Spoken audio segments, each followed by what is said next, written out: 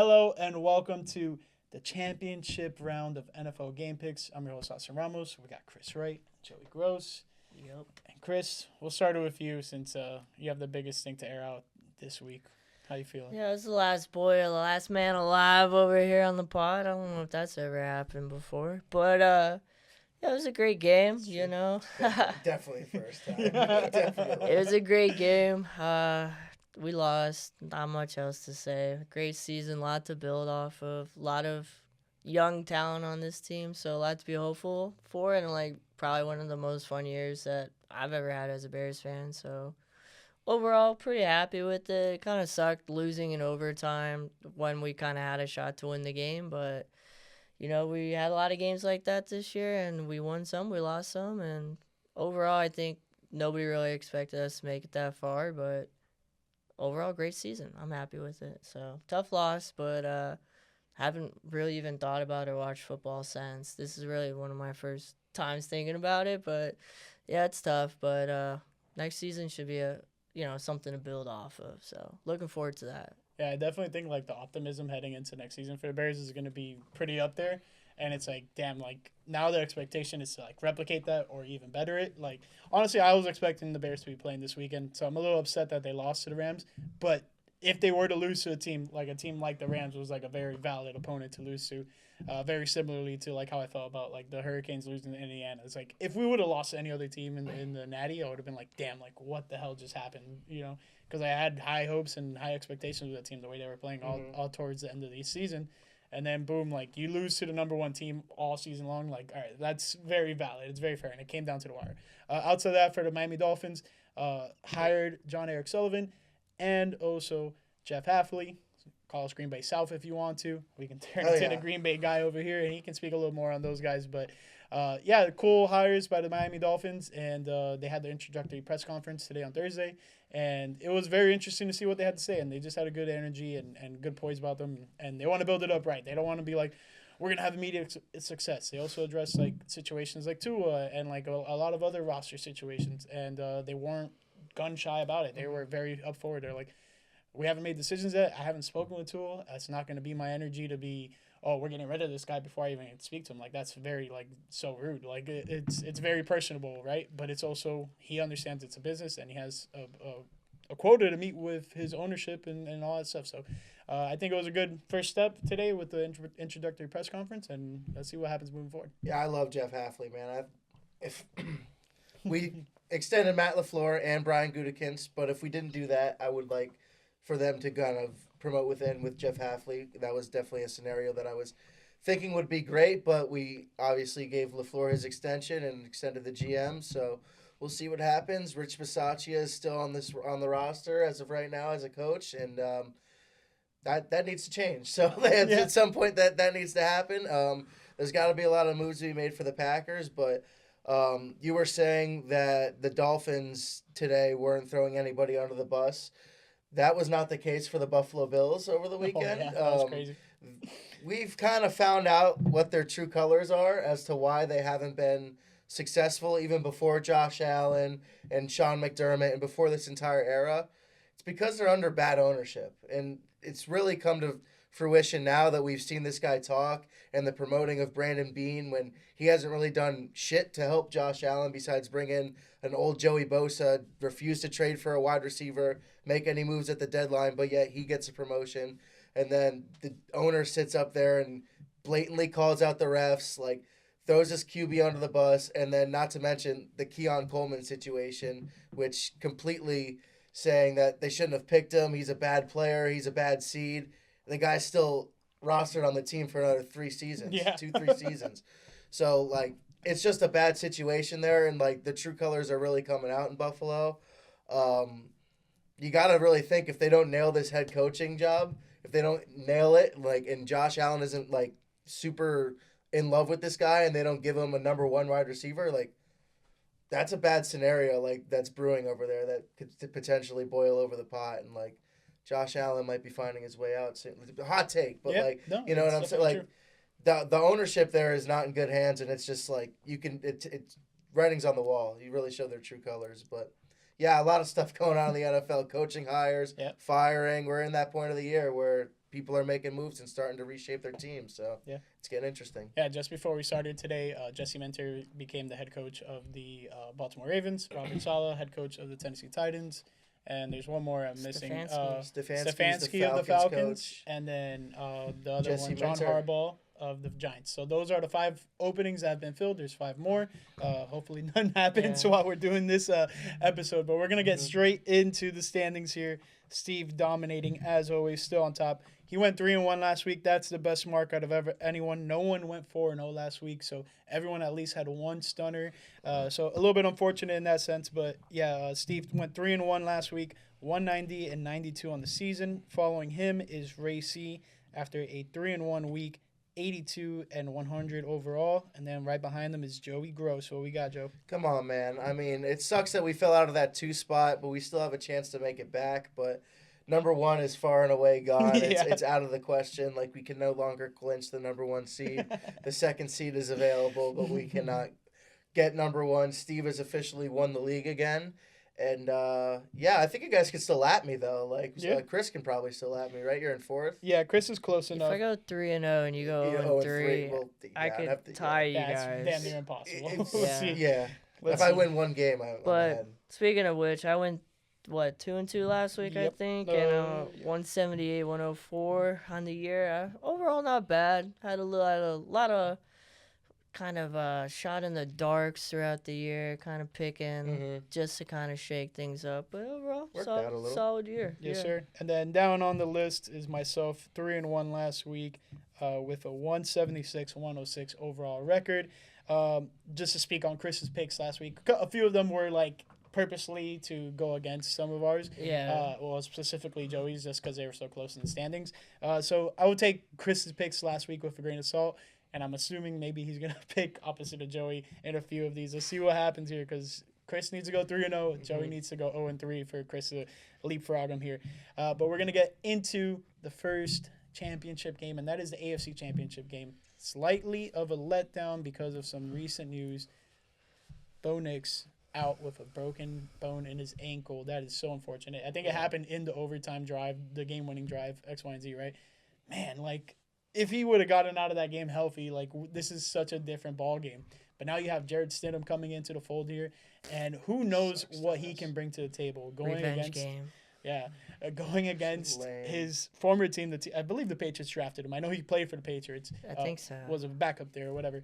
Point is, Jared Stidham starting, Bo Nix is out, and New England may have the easiest route of any team to head to the Super Bowl. They had the easiest strength of schedule, and then each and every stop along the way into this playoffs, they've pretty much have had quite the lucky breaks. They faced the Los Angeles Chargers, who was pretty depleted.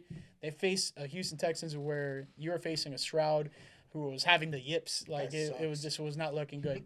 Then you're facing the Denver Broncos in the AFC Championship game with no Bo Nix. You got to go with the Patriots here. Things are in their favor. They're favored on the road. Just unfortunate blow to this Denver Broncos team.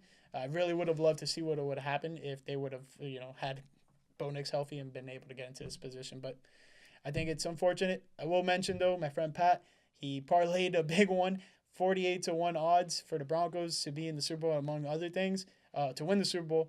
And Pat, you're crazy. He was comparing it to like the Nick Foles run, and I'm like, dude, it's so different just because Nick Foles played heading into the playoffs. Yeah. He didn't Starting start in the quarterback the championship, Yeah, no, So- this is bad. This Yeah. is just Yeah, it sucks. this yeah. is all around Yeah, bad, it and sucks. it just sucks that like Patriots fans are gonna sing and dance and do their rah rah shit for 2 weeks. You know what it is? It's like when fucking Chick Hicks won the Piston Cup. Why isn't everybody cheering for me? Where's the confetti? Where's the girls? Where's the fireworks? That's when everybody's gonna be treating the Patriots, because it's a walk-in for them, man. Like, as much as we don't want to say that any NFL game's a walk-in, this is a freaking walk-in. Jarrett Stidham is, if he were good enough, he'd be starting in the NFL, and he's not. So it's just bad, man. And the Patriots defense is unreal. It's been taking over games completely for them in the playoffs. Despite C.J. Stroud playing like shit, the Texans still had a chance. So, like, I don't know. It's a little bit weird maybe when it comes to offense. Like, can Drake May and all of them close out and, like, seal the deal in his second year, or are they gonna like cough this up to Sean Payton and Jarrett Stidham. I don't know. I don't see it happening. I'm taking the New England Patriots here. You have to. Like I said, it's a shoo-in. Yeah, it sucks that Bo Nix got hurt on like the second to last play of that game. I think he heard it on the kneel down. No, He centered the kick. No, he heard it on like the play right before. Really? Like you Okay. could see it. Like the defender like pretty much tugs on his foot. Shit. Okay. He landed kind of weird. It didn't look bad. Like I was surprised when they said that like it broke. Like instead of like maybe like a sprained ankle or something, or like a strain. But yeah, it broke and it sucks. Patriots are probably gonna go to the Super Bowl.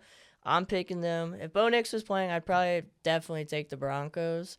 It's gonna be hard to win there. Like I don't think this will be like a blowout by any means. Unless Stidham plays like Stroud did last week, and even so, the Texans were still in it. Yeah. But this doesn't excite me. I'm kind of like over the NFL after the Bears lost last Feel week, you, and in bro. that way. So I'm like, I don't even know if I'll watch this game, honestly. I might just see the result and wait to see the Patriots go to the Super Bowl and have to listen to all the terrible fans. And I know my buddy Colin's going to watch this and call me out on it, but good for y'all. But like, there's just so many way more worse Pats fans that I just don't want to hear from. And like Motherfuckers are annoying, nobody bro. on this team I want to root for. Like, who do you want to root for? Steph Stephon Diggs, bro. Like, nah, Like, dude, I'm good. I don't know what Kraft has on Roger Goodell to make this happen the year after Belichick leaves, bro. But this is some weird shit going on here. But Pats are going to the Super Bowl. I don't really see how they blow this. It would be a really bad mistake if they don't end up in the Super Bowl. Where I think they have a Super Bowl rematch. But we'll talk about that in the next game. Yeah, I They was could about. have 2 Super Bowl rematches if the Patriots just True. make it. Yeah, True. yeah, that's what I was just about to say. All Yeah. they gotta do is make it. True, It's a yeah. Super Bowl rematch. We're on the Well, same Denver's page here. played Seattle too. So the only way that it cannot be a Super Bowl rematch is if the Rams play the Broncos. Yep. Yeah. Correct. There's 3 scenarios. Yeah. So those are the scenarios laid out there. Yeah. So either way, we're gonna three of the 4 possible matchups are gonna be a Super Bowl rematch of some sort within the recent time, within the last 75% 10 to chance. 15 years. So that's cool to see. Completely different rosters from each point. So Those are like some of the worst Super Bowls though. Like the Rams Patriots went blue. The Denver Yeah. one blue. The Denver Seattle one sucked. That one sucked. That one was over like early. Unless you're a Seahawks fan. Yeah. But it sucked. Yeah. You know, and unless you're a Patriots fan, then the Rams game didn't suck. the Patriots Rams one I won like on the Super Bowl square boxes really? like Okay. 2 times because the score never really Bro, changed. yeah, So it was that was awesome a low for me. scoring game. Was it 10-3 or some shit like that? 13-3? 13-3, yeah. And Fuck, like I man. had 3-3 and it was, at one point it was 3-3 and then at another point it was 13-3, so I won like both of those quarters. It was awesome. Damn. So double dipped on that one. All right, let's keep it moving to the NFC Championship. This one will be played later at 6:30 p.m. And man, NFC West divisional matchup. The Seahawks only played divisional opponents in this playoff so far. They played the 49ers last week, dominated them, sent them to hell, sent them packing. It was like, all right, your season's truly done. Like, yeah, San Fran was impressive this season with a lot of the gutty wins that they got, but limping into the playoffs, it was not good for them. Meanwhile, the Rams dug one out in Chicago, got an overtime win. It was unfortunate the way the Bears lost that game, because I will say more so the case the Bears lost that game than the Rams winning that one. Yeah, the chance to go down the field for a game-winning drive, and unfortunately miscommunication between DJ Moore and Caleb Williams led to that interception, which led to the game-winning drive by the Rams. Unfortunate circumstances, it is what it is. Seattle is looking like that team of destiny, at least in terms of just controlling their own destiny and just really battling out with their opponents. The spread's pretty close, though, in terms of, it is a divisional opponent. It is the NFC Championship. It's like all the marbles are here for both of these teams until the Super Bowl, right? Man, you got to go with the Seahawks. They've been just really impressive all season long. Like, it's hard to go against either one of these teams. Like, you can picture either one of them rightfully so in there. But the way Seattle's been just having their approach all season long, you kind of not go against them. Major scary part is Sam Darnold. If he can play ball, he's going to be fine. But if he starts turning the ball over, this Rams team will take it away. Yeah, Seattle was my pick before the playoffs started to make the Super Bowl, so I'm sticking with it. That defense is insane. I didn't love what I saw from the Rams last week against a depleted Bears defense, especially with some of the injuries we got throughout the game. And they still couldn't capitalize, even with those wide receivers and a good run game. So I think Seattle's defense alone wins the game, and I think it's another easy game for Sam Darnold, where hopefully he doesn't get hit a bunch and they just run the ball. Charbonnet got injured though, so he's done. So that's kind of big. Into next year too. Well, yeah, so that's kind of huge. But they still have Kenneth Walker, the third, and he's pretty solid. So I think they have enough to get it done. But this Rams team, like all throughout the year, they've had some really, really down weeks, but then they have some awesome weeks where that defense is firing and Stafford throws 4 touchdowns. And if they do that, this game will be interesting. But I think Seahawks kind of easily get in. I think Seahawks and Patriots kind of easily make this Super Bowl. I feel like everyone's waiting for Sam Darnold to piss down his leg, but then the reality is they didn't even need Sam Darnold to win their last playoff game. They won that shit 13 seconds into the game off a kickoff return. Yeah. Pretty much. San Fran didn't even get into the end zone. They won off a kickoff return. I mean, obviously they blew him out 40 points, 40-point blowout, whatever the hell the final score was. But they really don't. I don't want to say they don't need Sam Darnold to perform amazing for them to win, but they really don't. As opposed to the Rams, they need Matthew Stafford to be perfect. They need him to be absolutely brilliant in this game. They need Puka Nacua to be unreal, and they need the Devontae Adams connection to be like poetry in motion. And it's got to be connecting like in the end zone at least twice in this game, and you got to get Nacua going the run game.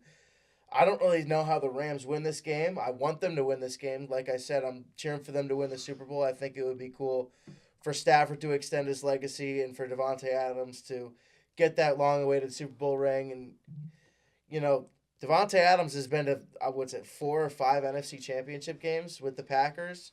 Never won any of them. I mean, it sucks. It's brutal. He talked about it that, you know, it just takes a toll on him, and, like, it's the, like, you know, like, the one that got away or whatever. So, if he plays, he's going to be playing, like, with his fucking hair on fire. So, I hope that they win this game. I'm not going to rock with them, though. I got to rock with the Seahawks. They're a hot team.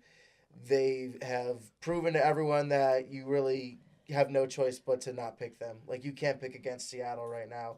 As much as you might want a different team to win this game, it's not going to happen. The Seahawks are going to win this game. And it's going to be a Super Bowl rematch of the pick at the goal line. Yeah, Malcolm Butler. The Russell Wilson game. Yeah, a little They redemption game. Yep, a little redemption. That would be cool. Yeah, I think we all picked the same teams too. So we're all rooting for all of our Seattle leaderboard positions are locked. Now, Yeah, so. pretty much. Sorry to be boring on the last one before the Super Bowl, but like it is what it is, man. These are the favorites. These are the people that we have. How anticlimactic though, y'all. Like for real. Like let's be honest, man. Like as much as Seattle's been a dominant team and like they deserve it, and the Patriots have been great all year, like they deserve it if we're correct. But, like, no Bo Nix, that sucks. And then, like, this game should be great, but if it's anything like the last game against the Niners, I don't think it's going to be like the last game. It's going to be a bloodbath, you know? And it's just, I don't know. Hopefully it's very interesting, but I'm just, this sucks. I feel like it was a very entertaining, very anybody could win year, and now we're in a scenario where, like... anyone will win. Yeah, well, literally, but now we're in a scenario where, like, we know who's going to win this game. It's going to be Sam Darnold or Drake May will be a Super Bowl champion quarterback. White boys are up. Dude, so, like, on top of that, it's just, like, man, like, now we got into this point. Like, it could have been the 2 number 1 seeds, and rightfully so. They would have been the great ones. Mm-hmm. It just, like, it really hurts that Bo Nix got injured because it just deflates the opportunity for this Broncos team. It's one thing to be in the Nick Foles situation and you have him lead you throughout December into the playoffs and then go on this run. Meanwhile, Jared Stidham's coming into the biggest game so far to this point in the season. Like, it's a tough spot. Meanwhile, in this game, like, you have 2 teams that have been duking it out all season long. I believe they split the season series too. Like, it's going to be a bloodbath between these two. I think it's going to be a little lower scoring. So the over-under, I may lean under. 47 is a pretty average score between these two teams. Like, they both can put up 24 points easily and go over. But it's a really hard one to go against. I think it's going to be a little bit more of an intense defensive battle between these two. There's a world where this Super Bowl ends up being Jared Stidham versus Drew Lock.